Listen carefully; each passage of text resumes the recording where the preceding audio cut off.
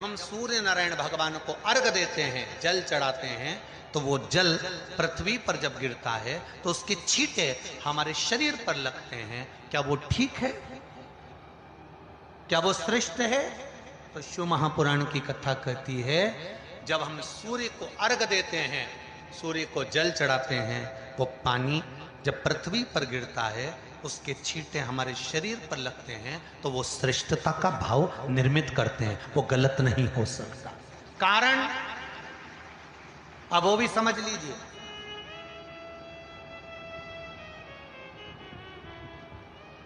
अब सूर्य नारायण भगवान को आप जल चढ़ा रहे हो तो छींटे नहीं लगे, उसके लिए क्या स्टूल पे चढ़ के चढ़ाओगे कि कुर्सी पे चढ़ के चढ़ाओगे? अरे बोलो तो सही। अब कई लोगों के दिमाग में यह बात भरा गई कि हम भगवान को जल चढ़ाते हैं, वो हमारे शरीर में छींटे लगते हैं, जमीन पे से पानी गिरता है, वो हमारे शरीर को छींटे लगते हैं, भगवान को अच्छा नहीं लगता होगा। कौन ने कहा? पहले तो उसको पकड़ के लड़।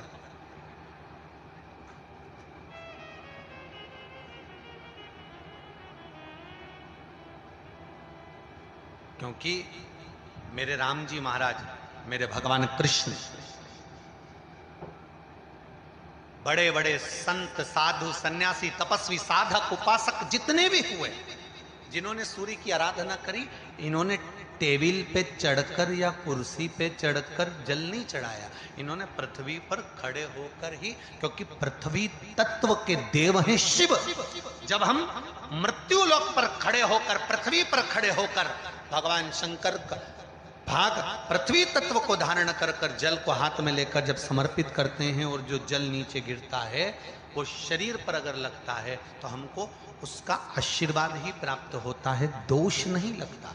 पर लोगों ने इसको विपरीत कर दिया। कि कौन ने विपरीत करा? कई लोगों ने इसको विपरीत कर दिया। कौन ने विपरीत करा? तो जो दूसरे धर्म के लोग होते हैं, जिनको हिंदू धर्म से नफरत होती है और जो हिंदू धर्म की पूजन, सेवा, अर्चना को समाप्त करना चाहते हैं, वो धीरे धीरे धीरे धीरे कहने लगे कि सूर्य को जल चढ़ाओगे तो शरीर में लगेगा, शरीर में लगेगा तो दोष लगेगा। इसको कह कहकर घर घर में सूर्य को जल चढ़ाना लोगों ने बंद कर दिया कि आप जल चढ़ाएंगे तो दोष लगेगा, शरीर पे छींटा लगेगा, शरीर को ऐसा लगेगा।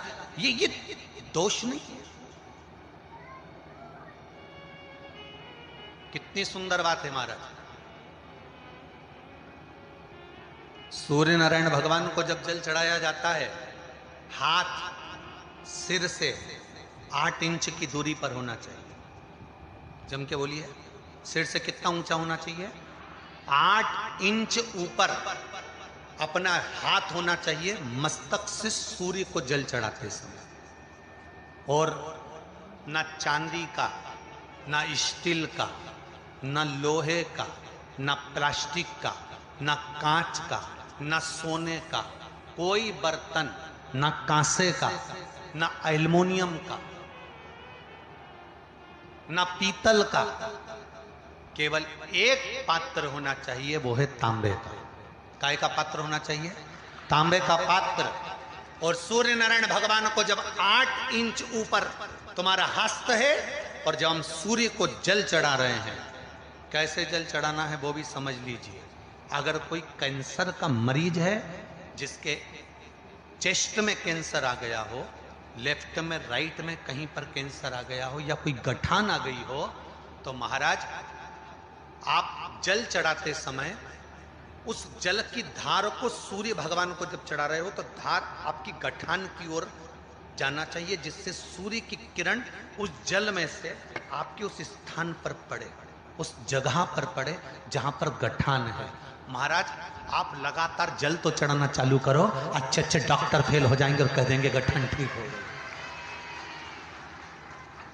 आपका लीवर और किडनी गड़बड़ कर रहा है, आप प्रतिदिन, आपका स्वास्थ्य गड़बड़ रहता है, आप प्रतिदिन ये ज्योतिष शास्त्र के अंतर्गत, रत्न शास्त्र के अंतर्गत, ये रत्न शास्त्र, ज्योतिष शास्त्र, रंग शास्त्र जो हमारे यहाँ है, रंगों के हिसाब से ये जितने रत्न होते हैं, माणिक हुआ, मोती हुआ, नीलम हुआ, मूंगा हुआ, पुखराज हुआ, ये क्यों कहते हैं ये पीला है, ये सफेद है, ये नीला है, ये लाल है, इसको शरीर में क्यों पहनाते हैं? उसका कारण होता है कि जब शरीर में पहनते हैं, सूर्य की किरण उसमें पड़ती है, हमारे शरीर पर वो कलर का इफेक्ट पड़ता है, उस कलर को शरीर पर लगता है, और शरीर पर लगता है तो हमारा शरीर धीरे धीरे, हमारी जो इंद्रियां हैं वो सही होने लगती हैं, काम सही होने लगता है। तो आप कहते हो ना सब, मैं कौन सा नक पहनूं, मैं कौन सा मोती पहनूं, मैं कौन सा पुखराज पहनूं, मैं कौन सा नीलम पहनूं, वो ज्योतिष शास्त्र के अंतर्गत, रत्न शास्त्र के अंतर्गत जितने रत्न हम पहनते हैं ये केवल उस किरण के लिए ही तो पहनते हैं कि जो सूर्य की किरण मिले, उस किरण का प्रभाव हमारे शरीर पर पड़े। तो इन सबसे अच्छा है कि सुबह शंकर भगवान का नाम लो, तांबा का लोटा में जल भरो, 8 इंच ऊपर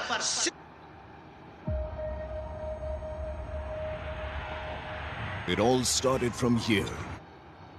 सिर से हाथ होना चाहिए। और सूर्य नारायण भगवान का दर्शन साधारण नहीं, जो जल तुम चढ़ा रहे हो वो जल की जो धार आ रही है उसमें सूर्य का दर्शन होना चाहिए, तो कैंसर की बीमारी कभी नहीं हो सकती। लीवर, किडनी, हार्ट, आपके हार्ट में अगर तकलीफ है, डॉक्टर ने कह दिया कि इसमें नस चोक है, आपको कहीं ना कहीं छल्ला डलेगा, आपको कह दिया इसमें कुछ ना कुछ प्रॉब्लम आ रही है, आप सूर्य को अर्घ देना चालू कर दो, सूर्य को जल चढ़ाना चालू कर दीजिए। आप सूर्य को जल चढ़ाओ, वो जल की जो तरंग आ रही है, वो जल जो निकल कर जा रहा है, उसकी जो किरण आपके हृदय पर, आपकी छाती पर पड़ रही है, नाड़ियों में पड़ रही है, नसों में पड़ रही है, उसका बल देखो तो सही। 1 महीना लगातार चढ़ाओ, तो 15 दिन 20 दिन कर तो देखो। क्यों राम जी महाराज जल चढ़ाते थे, क्यों भगवान कृष्ण जल चढ़ाते थे सूर्य को, क्यों दशरथ जी महाराज जल चढ़ाते थे, क्यों कश्यप ऋषि जल चढ़ाते थे सूर्य को, सारे 33 कोटि देवता, सारे ऋषिवर, साधु संत सन्यासी तपस्वी साधक उपासक सब भगवान सूर्य को अर्घ दिया करते थे। क्यों देते थे, किस लिए?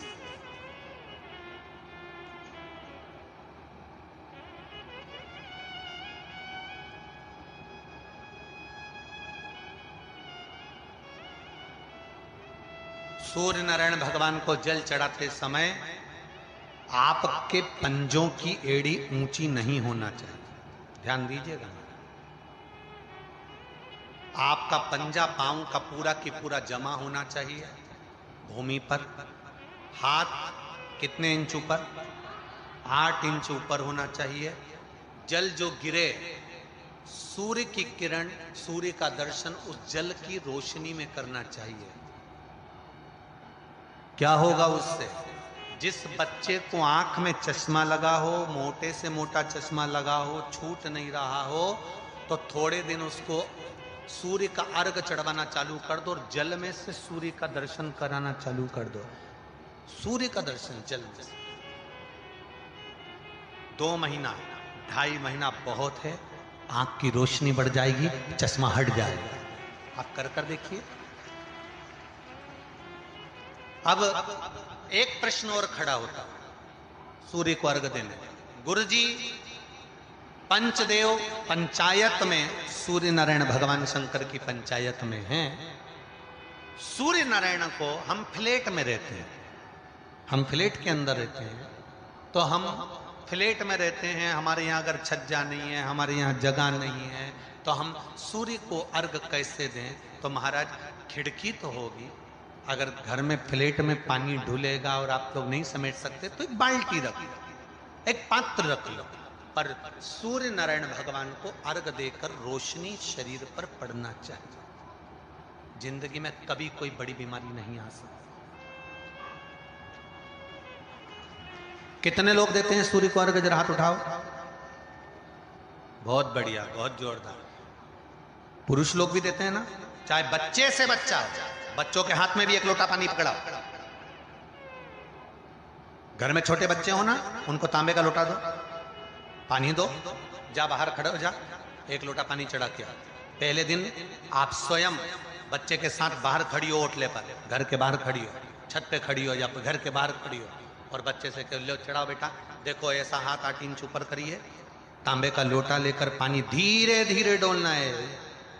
जैसे वो स्लो मोशन के सीन नहीं होते नाटक में, ये एकदम धीरे धीरे, बस नहीं तो मालूम पड़े छोरा छोरी एक साथ उंडेल के नहीं, जल चढ़ाते समय उस पानी में से सूर्य की किरण पड़ना चाहिए, सूर्य की किरण। एक बात और कहना चाहूंगा, अगर आप लोग स्वीकार करेंगे तो, अगर कहीं आपको लगता हो कि बच्चा पढ़ने में कमजोर है, विद्या में कमजोर है, रिजल्ट अच्छा नहीं आ रहा, पढ़ने में कमजोर है, वो पढ़े, अपनी जगह